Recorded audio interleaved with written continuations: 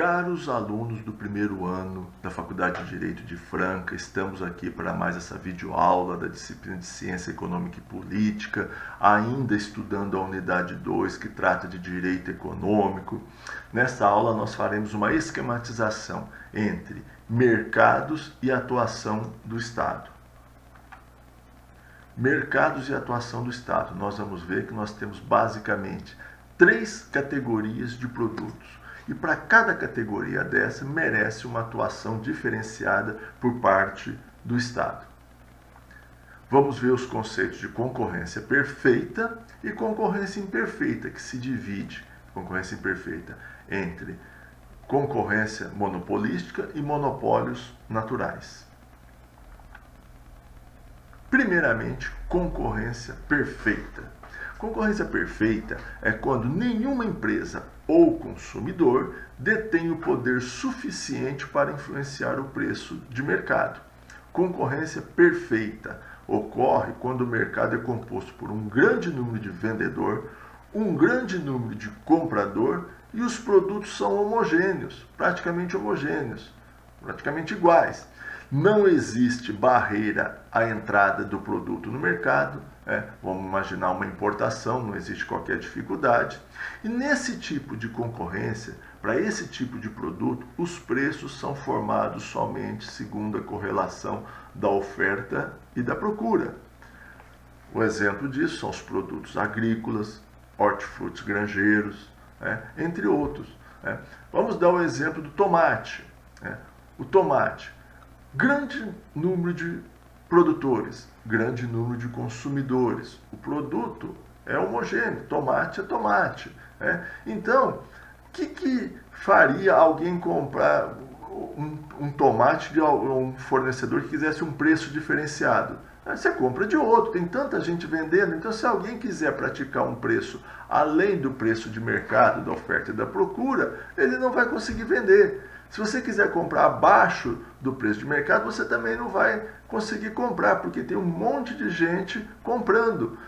Então, nesse tipo de produto, os preços são controlados, são determinados segundo a lei da oferta e da procura. Então, o arroz, o feijão, o milho, a soja, a carne, o leite, e uma série de outros produtos que são conhecidos também como, têm características basicamente de commodity, que é um produto com grande número de produtor, grande número de vendedor e produto homogêneo, as commodities agrícolas também. Quem determina o preço é a oferta e a procura. Bom, agora qual é a atuação do Estado para esse rol de produtos? Não há intervenção do Estado, ou pelo menos não existe qualquer necessidade de intervenção do Estado nesse mercado. O mercado se autorregula.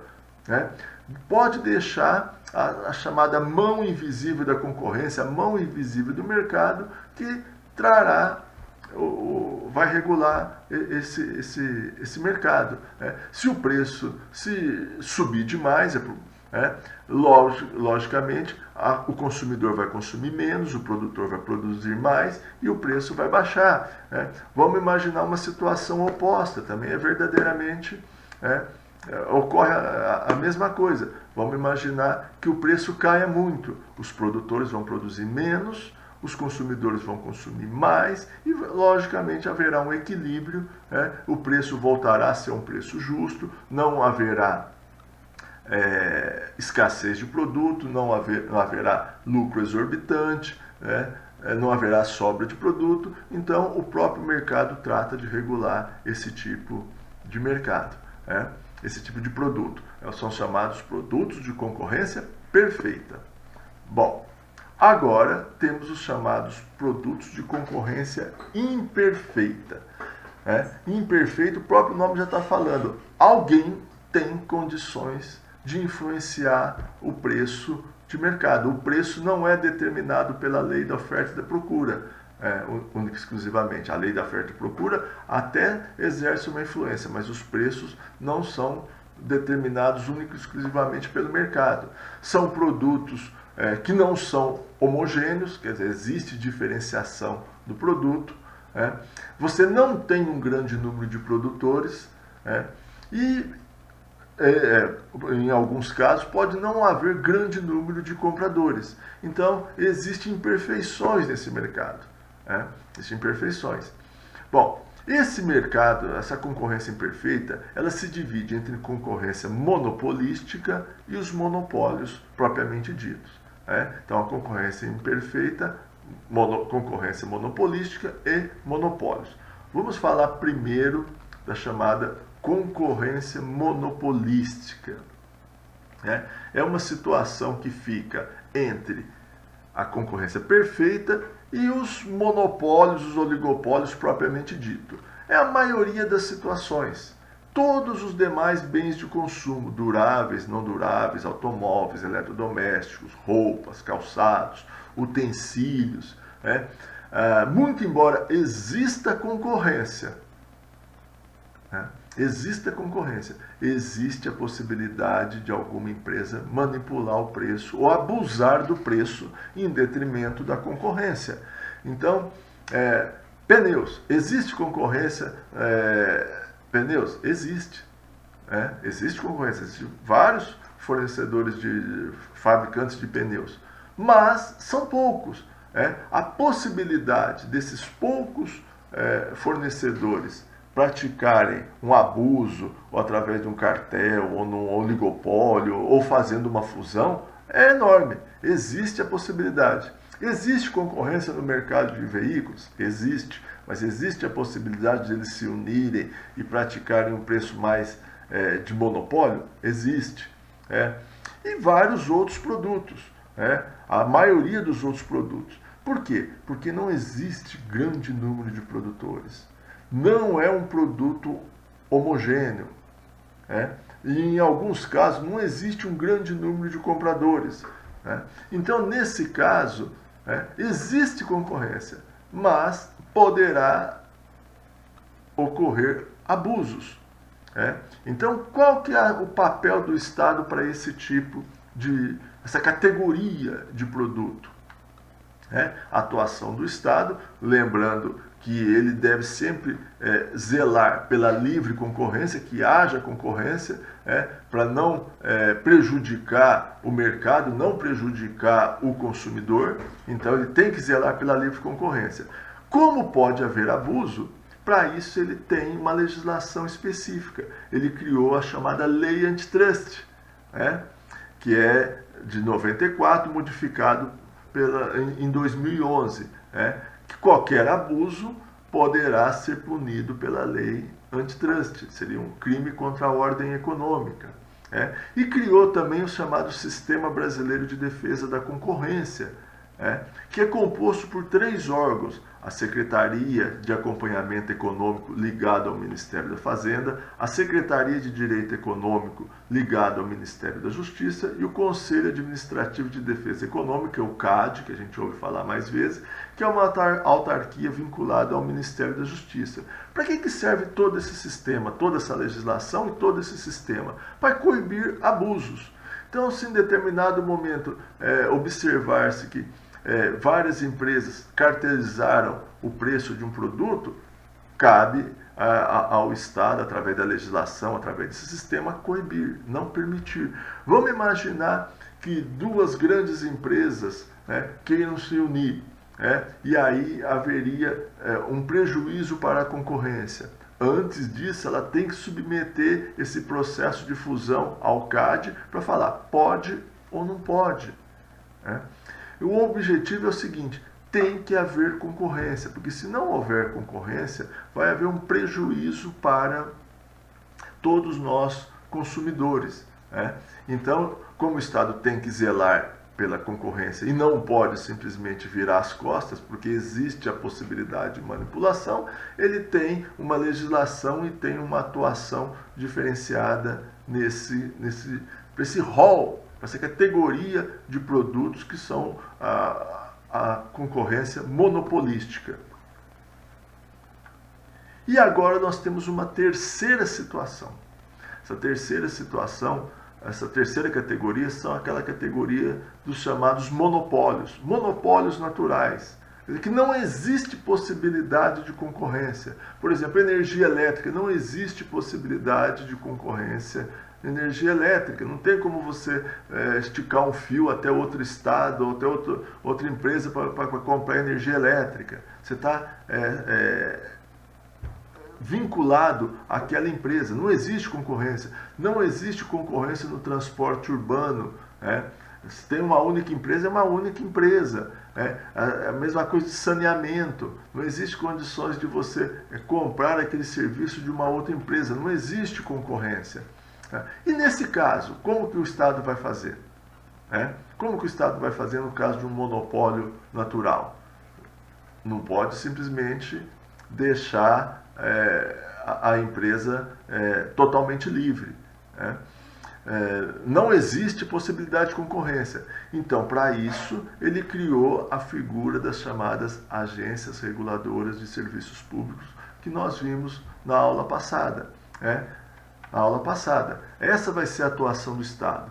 Lembrando do artigo 174, que nós já estudamos, que o Estado vai ter uma função normatizadora e reguladora com a tríplice função: fiscalizar, incentivar e planejar. Então ele cria as agências reguladoras, e essas agências reguladoras vão determinar, vão fiscalizar a atuação dessas empresas, que vão ter que ter um determinado nível tarifário, não pode praticar o preço que quiserem. O nível de qualidade também é fiscalizado pelo Estado, não pode ser a qualidade que ela quiser. Tem que ter uma universalização do serviço, o serviço tem que ser para todos, amplo acesso a todos. Tem que gerar proteção aos consumidores, tem que gerar proteção aos fornecedores desse tipo de serviço. Então, esse é o papel das agências reguladoras, que nós já vimos na aula anterior, que serve para atuar principalmente naqueles setores chamados monopólios naturais. Então, veja bem, nós temos 3 categorias de produto. Concorrência perfeita, que o Estado pode deixar por conta do mercado. E quanto menos ele intervir, melhor será. Não irá tirar a eficiência do mercado. Nós temos aqueles setores de concorrência monopolística. Existe concorrência, mas existe a possibilidade de abuso. E nesse caso, o Estado vai coibir abusos com a lei antitrust e o Sistema Brasileiro de Defesa da Concorrência. E o terceiro caso, que são os monopólios naturais, em que não vai existir de forma alguma concorrência. E nesse caso, o Estado terá a atuação das agências reguladoras, que vão regular o que essas empresas podem ou não, e como elas vão atuar no mercado, principalmente seguindo o contrato de concessão. Bom, com esta aula, nós terminamos essa unidade 2, que trata de direito econômico. E como nós ainda temos um tempo vamos aproveitar para recapitular os tópicos mais importantes dessa unidade 2. Primeiramente, e isso é importante para vocês terem em mente, guardarem, os chamados princípios gerais da atividade econômica, que faz parte do capítulo da ordem econômica e financeira, que é chamada nossa Constituição Econômica. Lembrando que, muito embora nós tenhamos um capítulo que trata só da ordem econômica, que é conhecido como nossa Constituição Econômica, dispositivos econômicos estão presentes em toda a nossa Constituição. Estudando os princípios gerais da atividade econômica, nós nos deparamos com o artigo 170, o artigo 170, que diz o seguinte: a ordem econômica fundada na valorização do trabalho humano e na livre iniciativa, valorização do trabalho humano e livre iniciativa, tem por fim assegurar a todos existência digna com justiça social, conforme os ditames da justiça social, observados os seguintes princípios. E aí nós temos os 9 princípios gerais da atividade econômica, que é importante que vocês se atenham e fixem todos esses 9 princípios. Primeiro princípio é o princípio da soberania nacional, que disciplina basicamente o seguinte, que a nível interno é a autoridade maior do Estado brasileiro sobre um grupo de pessoas. E a nível externo é a condição de igualdade com os demais países. Então, primeiro princípio, princípio da soberania nacional. Logo mais nós estudamos, ainda nas aulas presenciais, o princípio da propriedade privada, que sempre esteve presente nos ordenamentos constitucionais brasileiros. O Estado brasileiro sempre garantiu que a propriedade é privada, garantida pelo Estado. Garantida pelo Estado. Bom, esse é o princípio da propriedade privada. Bom, a propriedade é privada, mas ela está condicionada a um outro princípio, que é o princípio da função social da propriedade. A propriedade é privada, mas está condicionando a uma função social. É esse princípio que permite ao Estado implementar a sua política urbana, fazendo desapropriações quando achar necessário, quando for do interesse coletivo. É esse princípio que permite ao Estado implementar a sua política agrária, fazer a sua reforma agrária, desapropriando terras e dando acesso a um grande número de pessoas da propriedade. Lembrando que o coletivo tem predominância sobre o individual. A propriedade é privada, mas ela está condicionada a uma função, ao interesse coletivo maior que a função social da propriedade. Logo mais, nós vimos o princípio da livre concorrência. Lembram que para estudar o princípio da livre concorrência, antes nós estudamos melhor o que vem a ser a lei da oferta e da procura. E nós vamos ver que se o Estado garantir essa livre concorrência, nós teremos, mantida a livre concorrência, nós teremos um preço justo, não haverá lucros exorbitantes que poderiam ocorrer em detrimento do consumidor. Mantida a livre concorrência, haverá um equilíbrio entre oferta e procura, entre produção e consumo. Mantido a livre concorrência, não teremos desabastecimento. Não haverá desabastecimento. Se houver em determinado momento um produto que haja uma escassez, o preço dele vai subir e isso vai levar a mais produtores querer produzir, os consumidores vão fazer substituições e haverá um equilíbrio disso. Então, para isso, o Estado precisa de garantir a livre concorrência. Caso não, haverá um prejuízo ao consumidor. Esse é o princípio da livre concorrência. Bom, e com relação ao princípio da livre concorrência, o importante é que o Estado não faça intervenções, porque qualquer intervenção pode pode ocorrer em prejuízo a essa eficiência da lei da oferta e da procura. Bom, logo mais nós vimos o quinto princípio, o princípio da defesa do consumidor. O consumidor é considerado o elo fraco dessa corrente. Ele tem uma condição de hipossuficiência perante o grande produtor. Então ele merece uma proteção especial do Estado, por conta desse princípio que nós criamos o nosso Código de Defesa do Consumidor desde a década de 90, e é uma grande luta para que o consumidor não seja prejudicado nas suas relações de consumo. Por isso ele merece uma proteção especial por parte do Estado. Um sexto princípio que nós vimos, o princípio da defesa do meio ambiente. Defesa do meio ambiente, cada vez mais importante nos dias de hoje.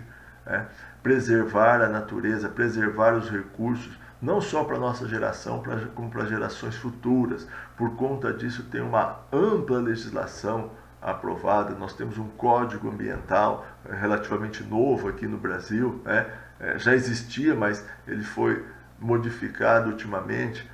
Então esse é um princípio muito importante e que vocês vão estudar muito sobre ele, principalmente no 5º ano, quando estiverem estudando a disciplina de Direito Ambiental. Um outro princípio, que é o princípio 7, que é a redução das desigualdades regionais e sociais, está em consoante, esse princípio está em consoante com os princípios de querer uma sociedade menos desigual, mais justa, que estão estabelecidos lá no artigo 1º da nossa Constituição também. Redução das desigualdades regionais e sociais. O Estado deve perseguir isto. Um outro princípio, que é o princípio da busca do pleno emprego, também corrobora com o fundamento do caput do artigo 170, que é fundado na valorização do trabalho humano, também está lá no artigo 1º, a buscar o pleno emprego, um aproveitamento melhor das potencialidades que nós temos no nosso meio ambiente. E, por fim, o tratamento favorecido para as empresas brasileiras de capital nacional de pequeno porte.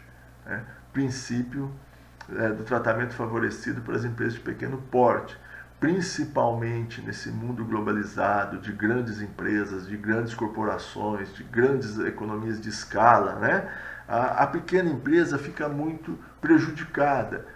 Tem muita dificuldade de competir nesse mercado.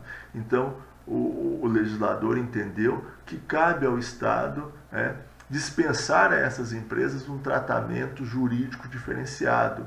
É no escopo disso que nós temos a nossa Lei Geral da Micro e Pequena Empresa, o Estatuto da Micro e Pequena Empresa, o Simples, o Super Simples, o Microempreendedor Individual, que surgiram para atender a este princípio constitucional do tratamento favorecido para as empresas de pequeno porte.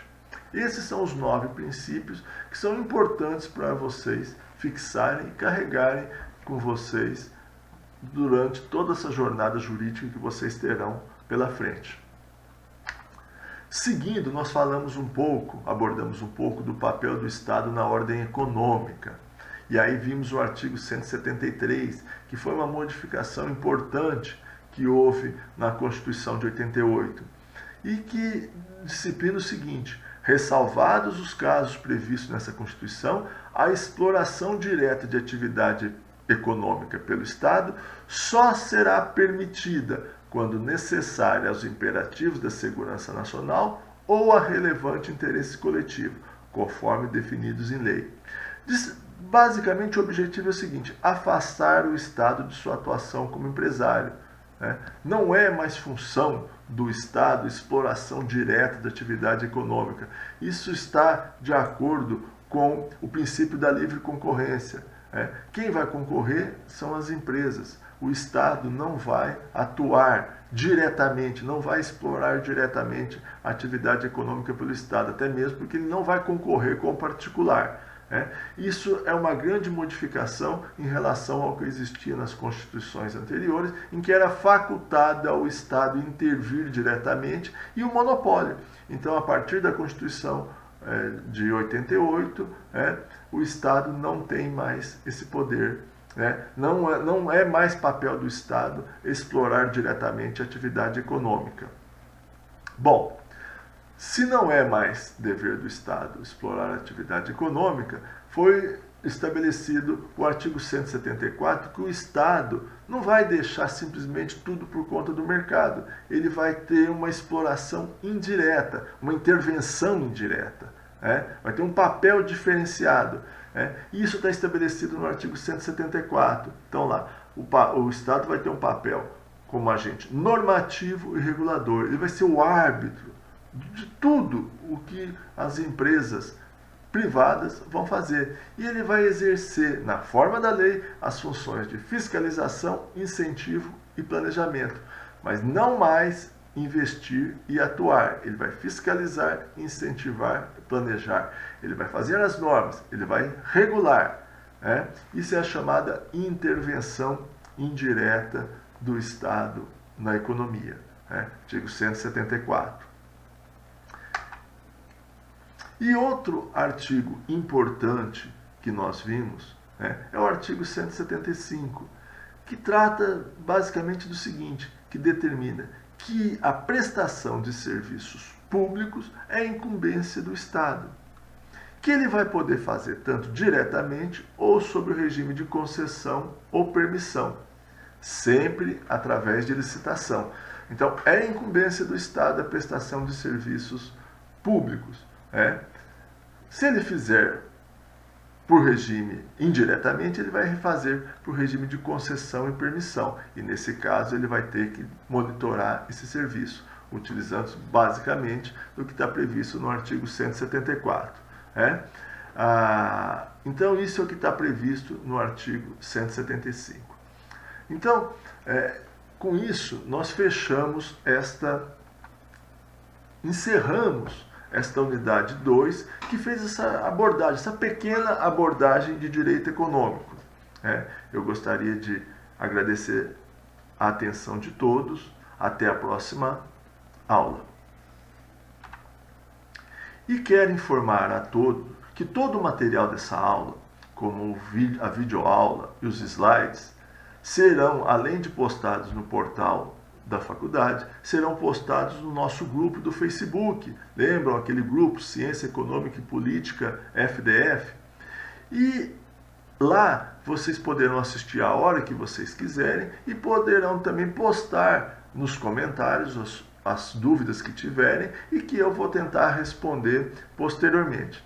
Lembrando que ao final dessa aula, dessa videoaula, eu ficaria à disposição nos chats, nas salas de bate-papo, para esclarecimento de eventuais dúvidas.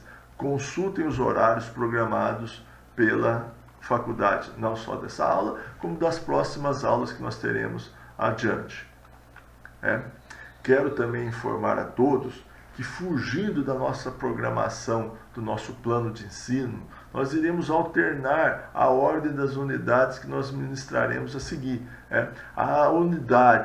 A próxima unidade, que seria a unidade 3, que trata de teorias econômicas, que devido à sua maior dificuldade de compreensão, eu preferi deixar para ministrar essa aula tão logo retornem as nossas aulas presenciais. Então eu vou privilegiar, no caso, aquelas disciplinas, aquelas unidades que têm maior facilidade de compreensão, eu vou passar para vocês à distância. E essas daqui eu vou deixar para uma oportunidade que nós tivermos um contato presencial. Até breve, até a próxima aula.